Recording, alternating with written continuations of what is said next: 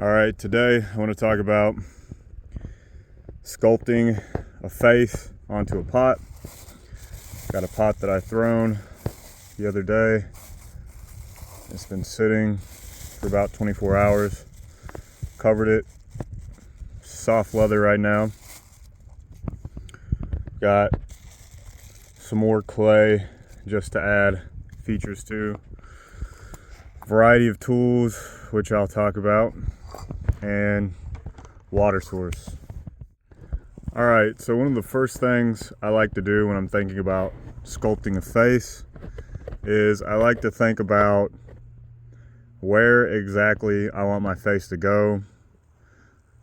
Sometimes I throw pretty inconsistent, and one side might be, more distorted than the other.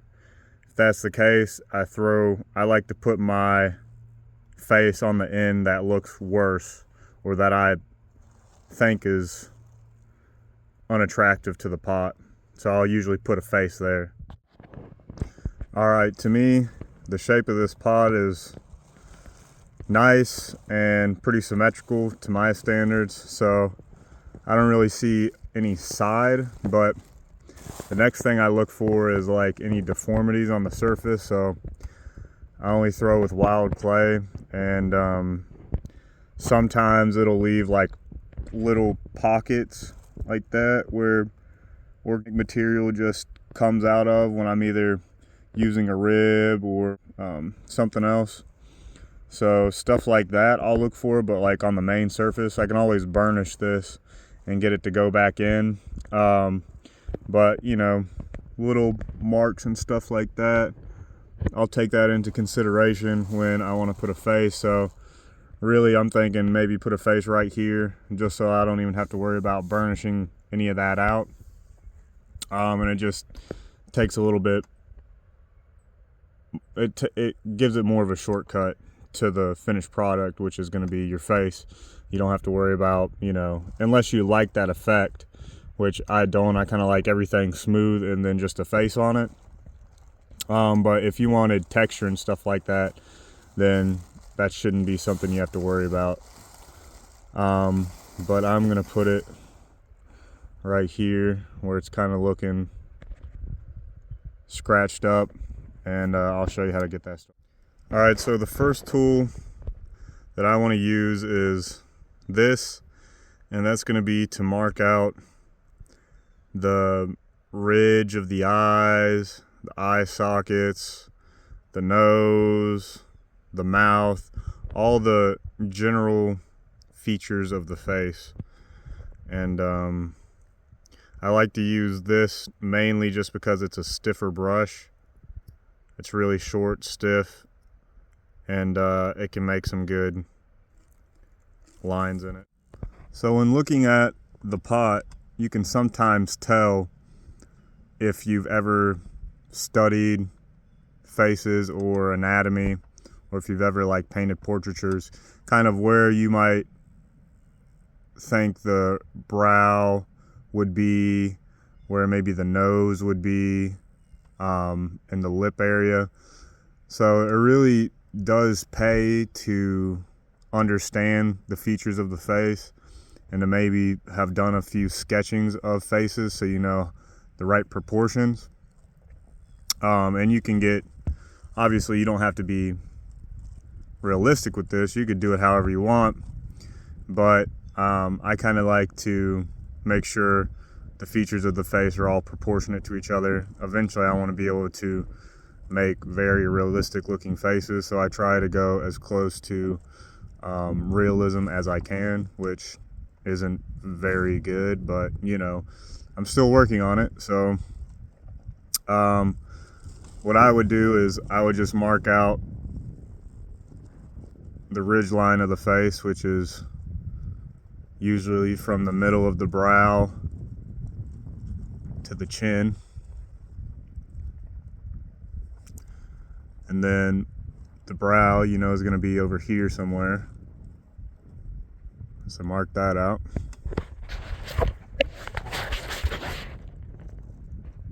Mark out the other one, which is a little bit harder with my right hand, but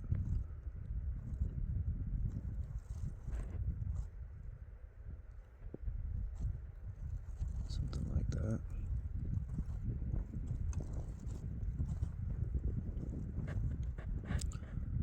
I'm gonna say eyes are in here. Nose, probably like right there.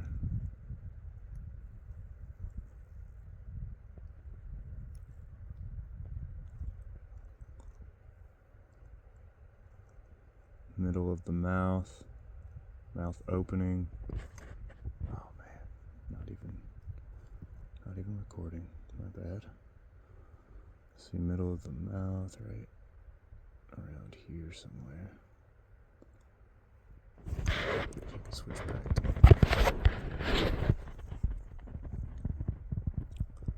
right now. I'm thinking something like that. Kind of what I'm thinking.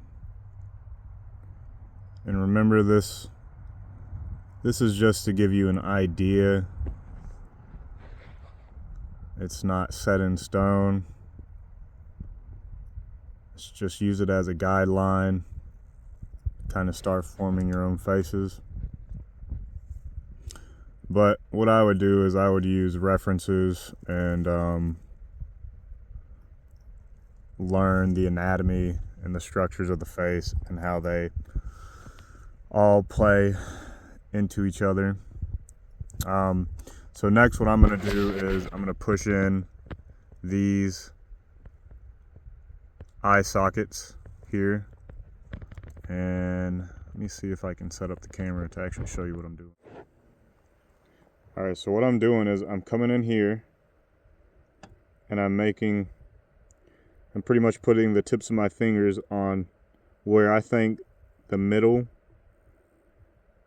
of the brow line is, and then the end of the eye here. So that's what I'm trying to do right now, is I'm trying to feel that. I'm trying to feel my fingers right around here, and then I've got a finger right around here, and that's just going to support the sides of the eye socket here. So I want this to cave in a little bit, because that's what eye sockets do.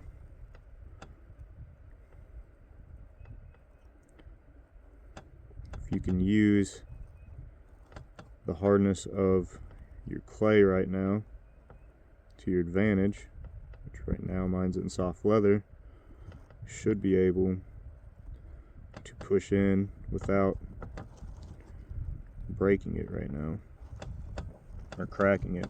So I'm trying to get in as deep as I can here without really messing it up too much. And then obviously you're going to make the ridge line of the nose here, but I'm still trying to support this other side. Okay, and then I'm just going to do the same thing on the other side here. Try and find that middle point right here and right here, and just start pushing in. Make sure you don't push in too hard. Take your time. The eye socket is almost like a diamond shape, and it actually has 6 sides, so it's not really diamond shape, probably in the sense of the 4 that you would think of, but it is a 6th shaped hexagon. So just imagine the shape of a diamond, and then at the where usually a diamond would be almost like that, just cut off the edges of that, and really that's how it's supposed to be. So it'd be up here, flat, cut back in, then flat on the bottom, and then cut back in here. And that's really how the eye socket is supposed to be formed.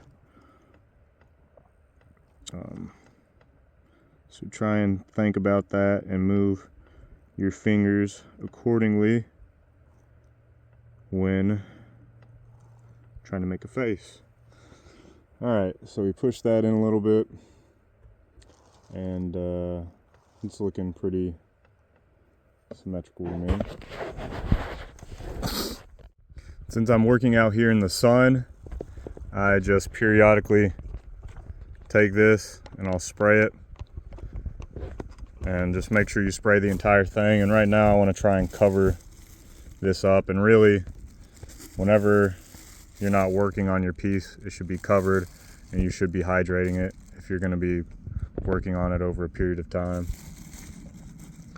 So right now I'm just trying to keep it hydrated and think about exactly how I want the shape of the face to be. I'm going to have to add and subtract some things here and there.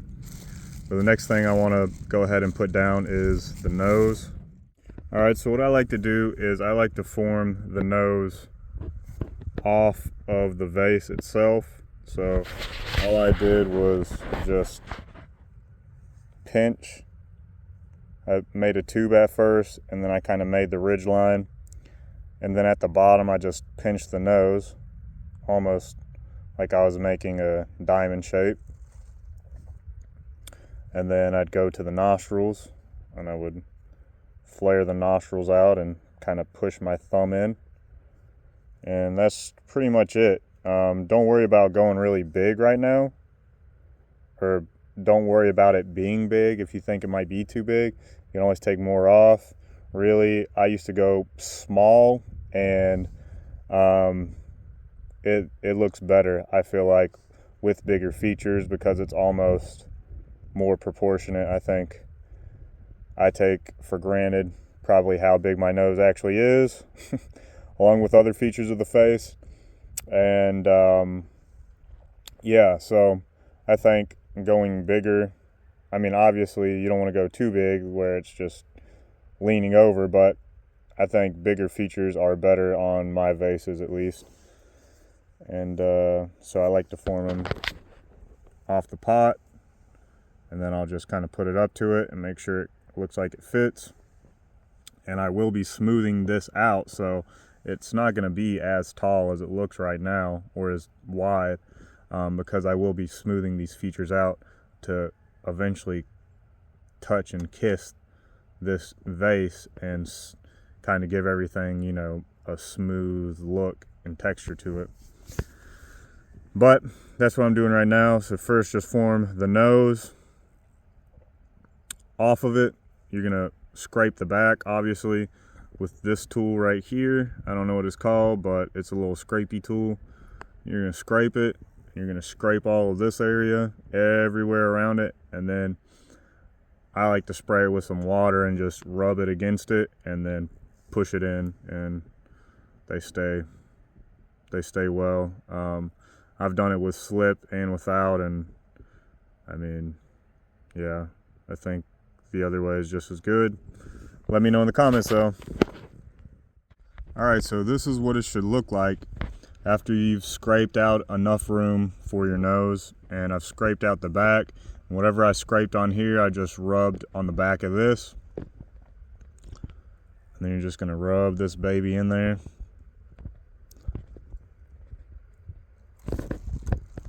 And voila, now he's got a nose. Now what I'm going to do is I'm going to use my fingers, and I also have a tool like this that I can help get into these edges here.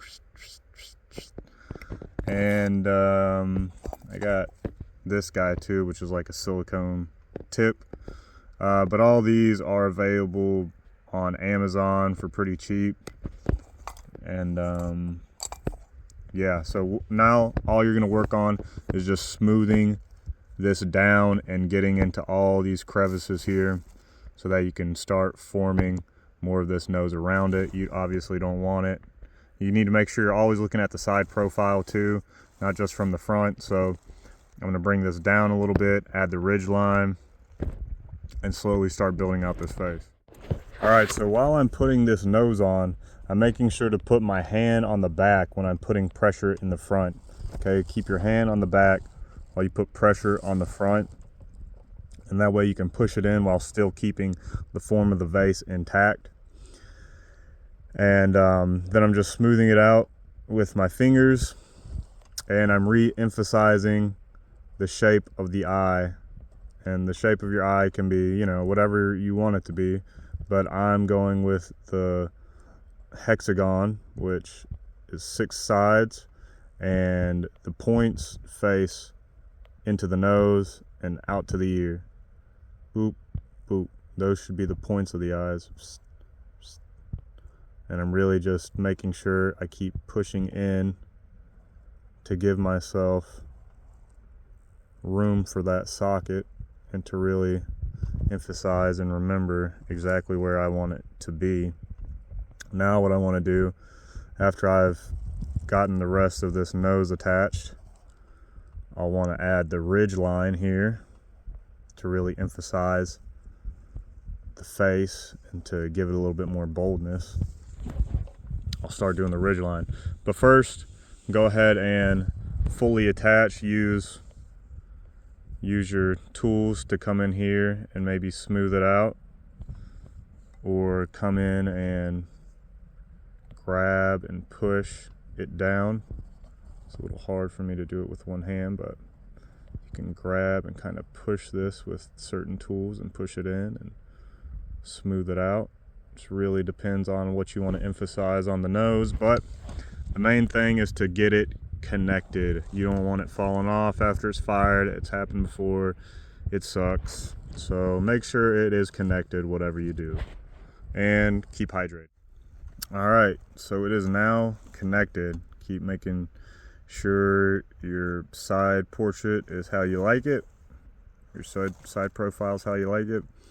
And I just made sure that underneath here it is shut.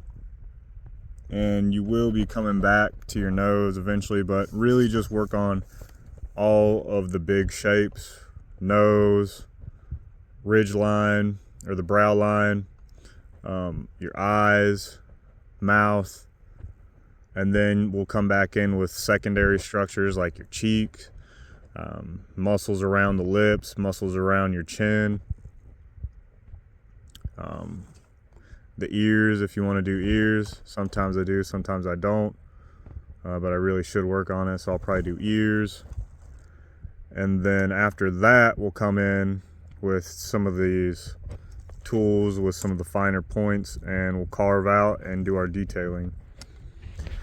So next thing I want to work on is the ridge line.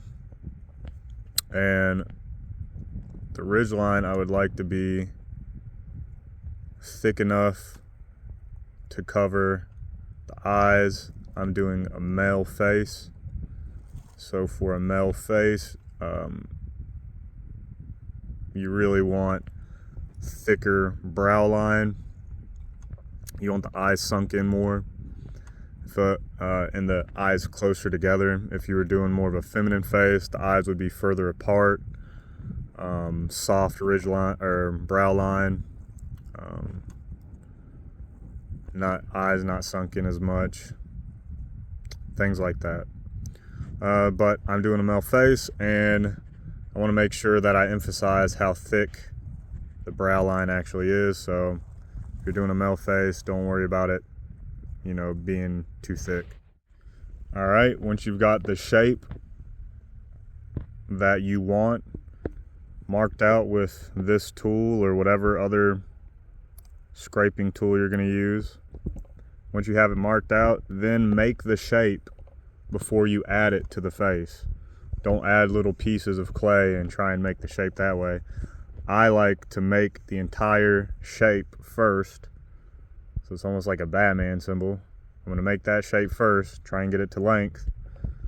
Don't worry too much about the thickness, because you can always add or subtract more if you need to. But really get the shape down if that's what you want it to look like on your face. All right, there's the shape. Now I'm going to do is mark a little above this, because I know I'm going to have to push this in and smooth it out. So once you make your shape, you're going to pretty much make a boundary for that shape. Instead of going the same direction, you're going to go out from that shape to pretty much tell you how you're going to be pushing the clay, and to re-emphasize where that shape is without messing it up. So this is the direction of how I'm going to push the clay once I get the shape on.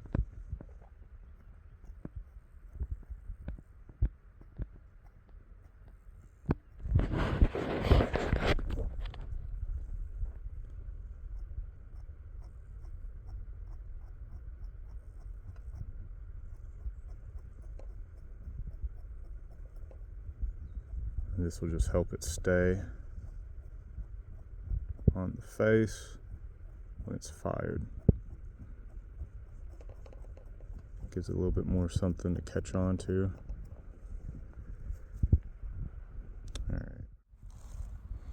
Alright. This ridge line, or this brow line, might be a little bit thick. But once you add the eyes, it won't seem as thick. I think I'm still gonna have to push this in maybe a little bit, or add more clay to the top to really emphasize a forehead here, because it just looks like a brow line popping out of nowhere. But these are just little things you have to think about. I mean, seem little, but they're really not. They play a big importance to the face. And then I'm just emphasizing the shape of the eye again and where I want the eye to sit. And honestly, it looks like the nose might have to come up just a little bit. Or actually, I think when I thicken up my nostrils here, that'll look a little bit more proportional. So the next thing I'm going to do is I'm going to go ahead and add the mouth, and then we'll add the eyes last, and then we'll start adding the secondary structures like the muscles in the face and stuff.